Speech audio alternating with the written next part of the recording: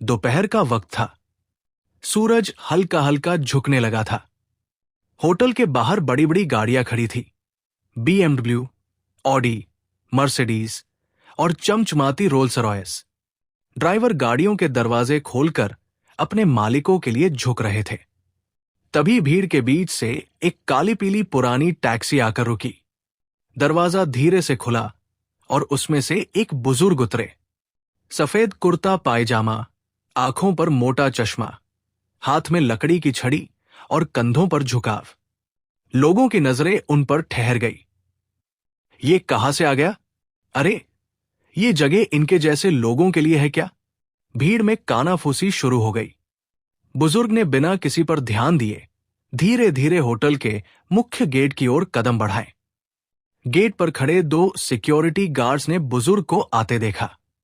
एक ने दूसरे को कोहनी मारी और हंसते हुए कहा, बाबा जी, ये मंदिर नहीं है, यहां पूजा करने मत आइए, चलिए चलते बनिए।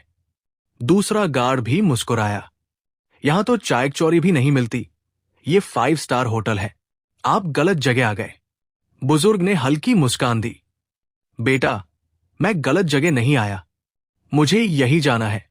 गार्ड्स ने एक दूसरे को देखा और हंसी दबा ली। ठीक है बाबा, जाइए, लेकिन रिसेप्शन तक पहुंचते ही आपको वापस लौटा देंगे। बुजुर्ग अपनी छड़ी टिकाते हुए धीरे धीरे अंदर चले गए। जैसे ही उन्होंने लॉबी में कदम रखा, उनकी आंखें चमक उठीं। संगमरमर का चमचमाता फर्श, झूमरों की सुनहरी रोशनी और हवा में फैली विदेशी इत्र की महक। बड़े बड़े सोफों पर बिजनेसमैन बैठे थे, मोबाइल पर बातें कर रहे थे। एक कोने में विदेशी मेहमान अपने बैग्स के साथ चेक इन कर रहे थे। ये सब देखकर बुजुर्ग की आंखों में आंसू छलक आए। उन्होंने धीमे से फर्श को छुआ, मानो पुराने दिनों को याद कर रहे हों। काउंटर पर खड़ा था होटल का मैनेजर राघव मेहता। चमचमाता काला सूट, चेहरे पर कठोर भाव और आंखों में घमंड। वो इस होटल को अपनी जागीर समझता था। जैसे ही उसने बुजुर्ग को देखा, उसकी त्योरियां चढ़ गई। हेलो, आप कहाँ आ गए? ये कोई आश्रम नहीं है, कृपया बाहर जाइए। बुजुर्ग ने धीमे स्वर में कहा, बेटा, मुझे इस होटल के रजिस्टर में एक पुराना नाम देखना है, मैं सिर्फ एक रात यहां ठहरना चाहता हूं। मैनेजर ठठाकर हंसा, आप जैसे लोगों को मैं रोज देखता हूं।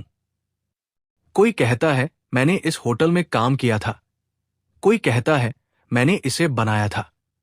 बाबा जी, ये 5 सितारा होटल है, आपके जैसे साधारण लोगों के लिए नहीं। भीड़ में कुछ लोग हंसने लगे। बुजुर्ग ने शांत स्वर में कहा, यह होटल मेरी पहचान है, मैंने ही इसकी नींव रखी थी। मैनेजर का चेहरा लाल हो गया। बस, बहुत बकवास सुन ली।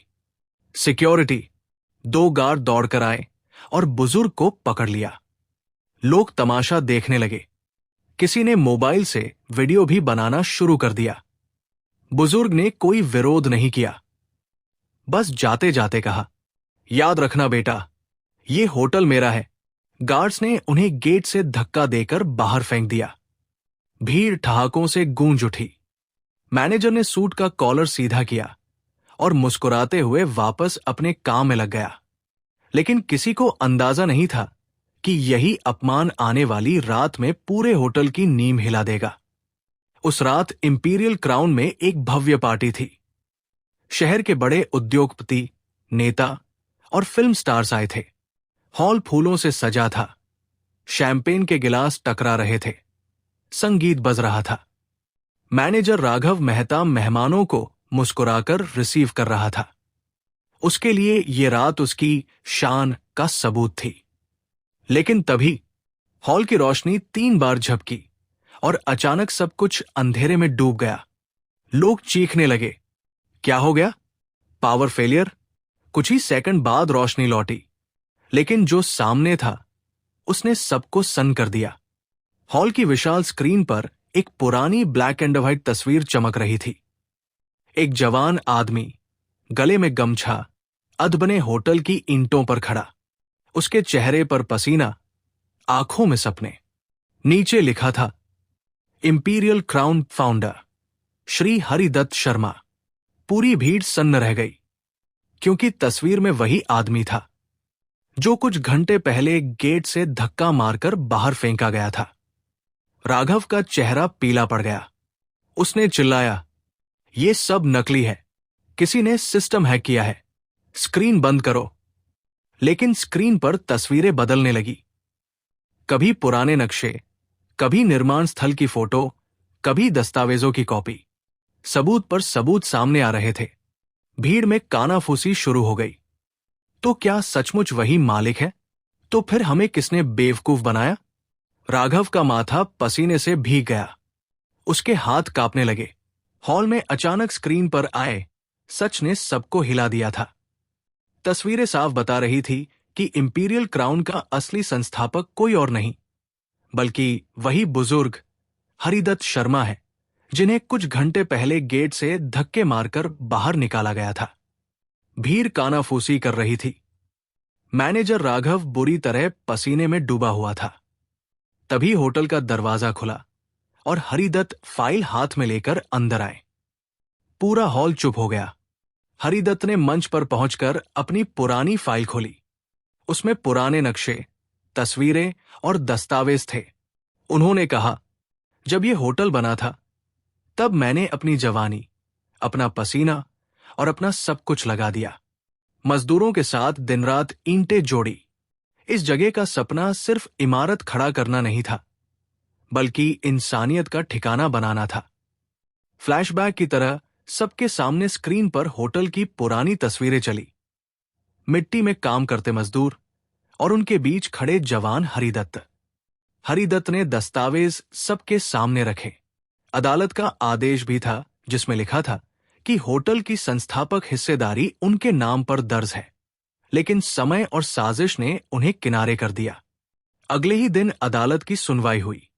वकीलों ने सबूत पेश किए। पुराने कर्मचारी गवाही देने आए। सच साफ हो गया। होटल की नींव हरिदत्त ने रखी थी और बाद में लालच और राजनीति ने उन्हें बाहर कर दिया। कोर्ट ने फैसला सुनाया। इंपीरियल क्राउन का असली मालिकाना हक हरिदत्त शर्मा को लौटाया जाए। फैसले के बाद होटल की लॉबी में सभा हुई। मंच पर हरिदत्त खड़े थे। भीड़ तालियां बजा रही थी। राघव भीड़ के बीच घुटनों पर गिर पड़ा।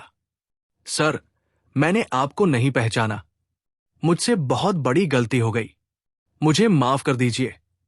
हरिदत्त ने उसकी ओर देखा और कांपते हुए हाथ से उसे उठाया। गलतियां इंसान से होती है, बेटा, लेकिन इंसानियत खो देना सबसे बड़ी भूल है। अगर सचमुच पछतावा है, तो आगे से लोगों की इज्जत करना सीखो। भीड़ भावुक हो गई। तालियां गूंज उठीं।